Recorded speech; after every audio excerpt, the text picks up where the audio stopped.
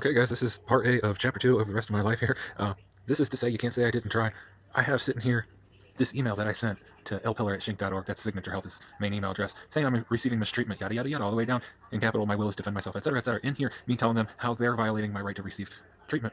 You know, they're denying me services intended for mentally ill persons, or disabled persons, I should say. So I wrote that this months ago, and I've been meaning to take up this along with the email I sent in the first place. That was the problematic thing that was going on about how I was asking my caseworker to go down and do something for me to, provide resources as they had promised. And also along with it's not very long format, but it's longer than I just said. Okay, of course, I guess.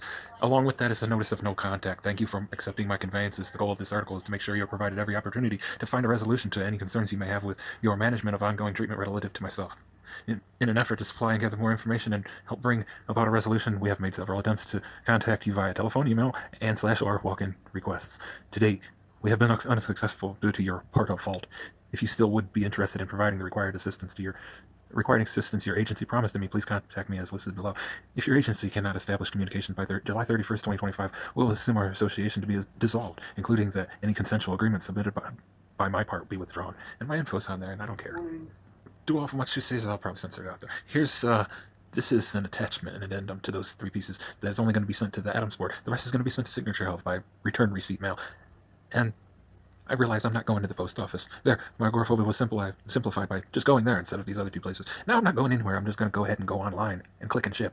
Okay? And to the Adams board, they're getting this extra little bit. Is included is the notice which I sent to the offices of Signature Health of Lakewood. I would like to request services via your agency, mainly including advocacy regarding mistreatment. Please contact me at your earliest convenience. There's information provided. So I got my information off the Lakewood Signature Health address. Okay, just send it to their name at their address. And then I go over to get the Adams board contact person, which I found before, which is Linda Lamp on 25th Street on the 6th floor. Okay, and up here it says any staff member can be reached, and it's confirmed on their page. My caller, our main number. Okay, staff email addresses can be found on the staff member page. And you go over on the staff member page and you find Linda Lamp right there, and you click on her name. And what do you get?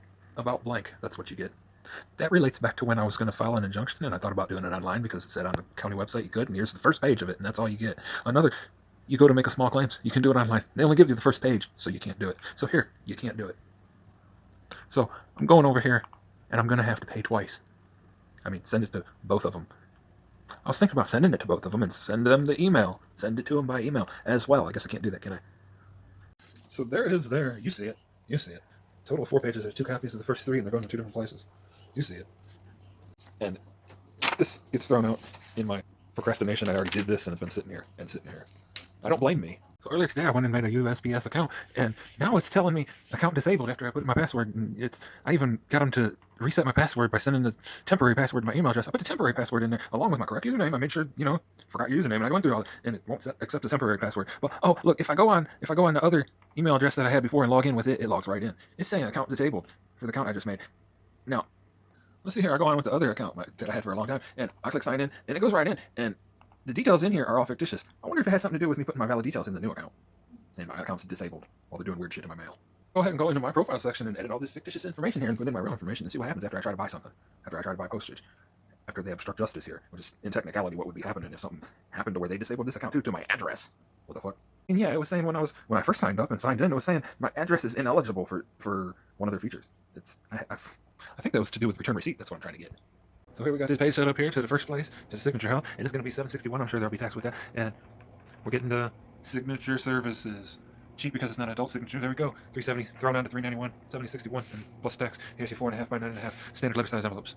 See if this goes through, how it goes here. So that went into the start of a list of its own, and here we're sending it to, I can't even make this up, Linda Lamp of the Adams board. Down on 25th, Lorraine, and number 6 on the 6th floor. I guess that's right. Number 6. I didn't put number 6 in there. I don't think that matters, though.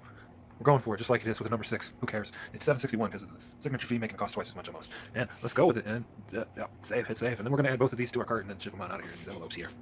Actually, I said screw that, and I went back to where I could edit this. It wouldn't let me edit this until I put it in the cart for each of them. I went back and put 6th floor over here because it kept putting number 6, a number sign and 6. I don't know why I took number 6 and 6th floor on the one. Anyway, it kept putting number 6 every time I put 6th floor in there, so I learned I got to put it over there, and it keeps it that way. So we didn't want number 6, we wanted 6th floor. FL6, so that's what it did it to me. That's how it did it to me. So that's what I'll accept because it says floor 6 and not number 6. That's better. Not to be confusing, right? So we got 2 orders going to 2 different places in these envelopes here, and $761 each, and they're not even going to bother to charge me tax. $15.22 pay now. Maybe they will.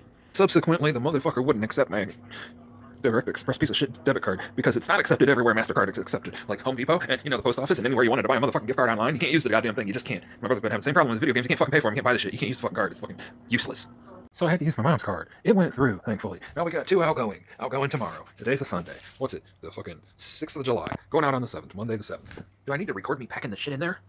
So there the bitches are. I got the one with the extra piece of paper saying included is what's going on, and then the piece without that going to Signature House, yeah, and the one with the extra part going to Adam's board, yeah, and we got that all ready to go there. And the next phase is just wait till the mailman comes and catch him tomorrow. Send that on out. That's me doing big things, taking care of myself from the comfort of my own home on my goddamn sofa, drooling, getting high on marijuana, watching fucking TV, watching the fucking days go by where I can't do shit about shit. Trapped in this motherfucker. Not anymore. Bet.